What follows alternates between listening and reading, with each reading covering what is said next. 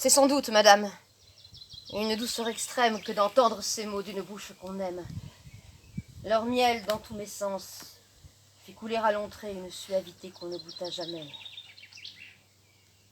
Le bonheur de vous plaire est ma suprême étude et mon cœur de vos voeux et sa béatitude. Mais ce cœur vous demande ici la liberté d'oser douter un peu de sa félicité. Je puis croire ces mots un artifice honnête pour m'obliger à rompre un hymen qui s'apprête, et s'il faut librement m'expliquer avec vous.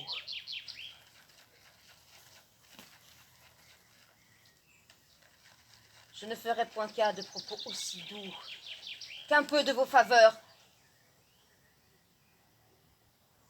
auxquelles je soupire, ne viennent m'assurer tout ce qu'ils m'ont pu dire, et planter dans mon âme une constante foi des charmantes bontés que vous avez pour moi. Quoi?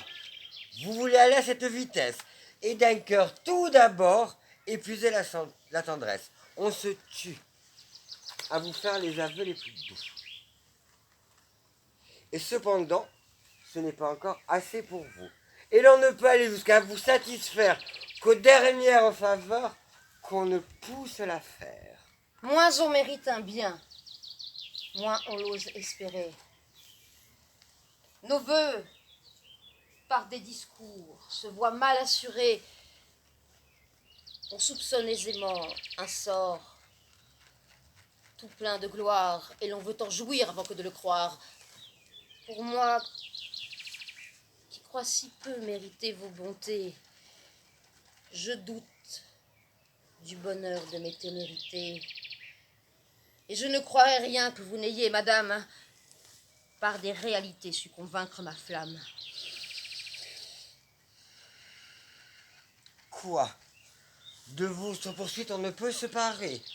Et vous ne donnez pas le temps de respirer.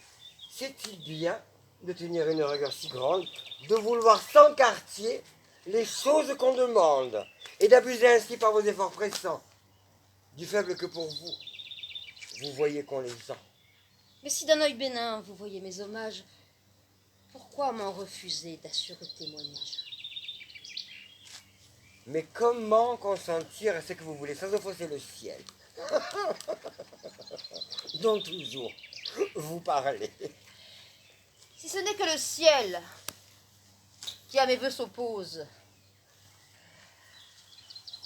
lever un tel obstacle est à moi peu de chose, et cela ne doit pas retenir votre cœur. Mais des arrêts du ciel me fait tant de peur.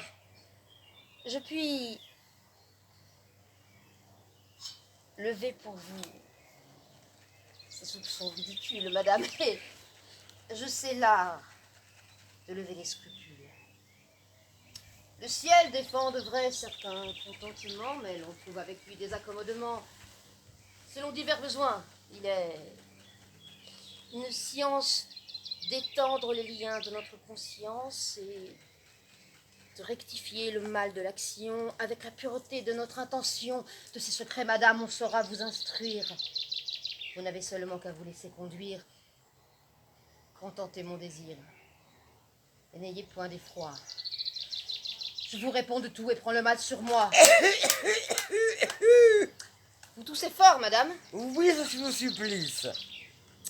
Vous plaît-il un morceau de ce jus de réglisse? C'est un rhume obstinément sans doute, et je ne vois rien, que tous les jeux du monde ici n'y feront rien. Cela certes est fâcheux. Oui, plus qu'on ne peut le dire. Enfin, votre scrupule est facile à détruire. Vous êtes assuré ici d'un plein secret. Et le mal n'est jamais que dans l'éclat qu'on fait. Le scandale du monde est ce qui fait l'offense.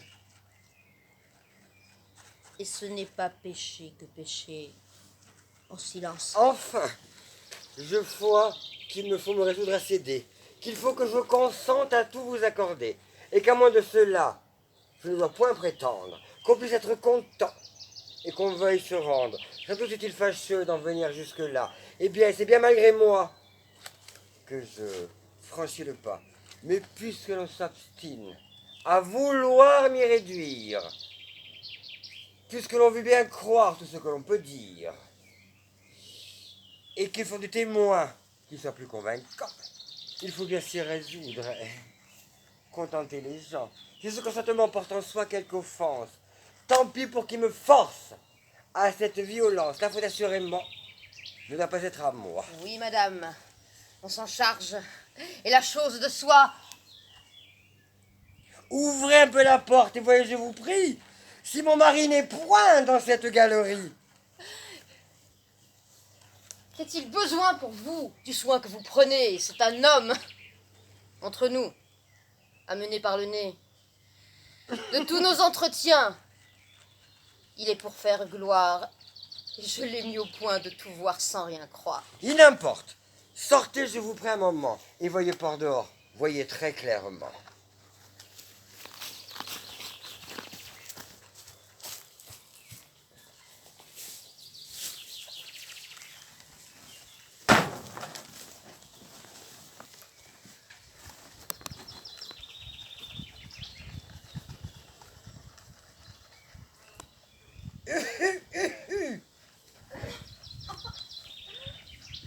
Voilà, je vous l'avoue, un homme abominable.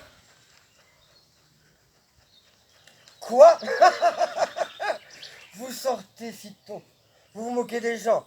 Rentrez sur le tapis, il n'est pas encore temps. Attendez jusqu'au bout pour voir les choses sûres et ne vous fiez point aux simples conjonctures. Oh non, rien de si méchant n'est sorti de l'enfer. Mon Dieu! Je ne dois point croire trop de lésés. Laissez-vous bien convaincre avant que de vous rendre et ne voitez point de peur de vous méprendre.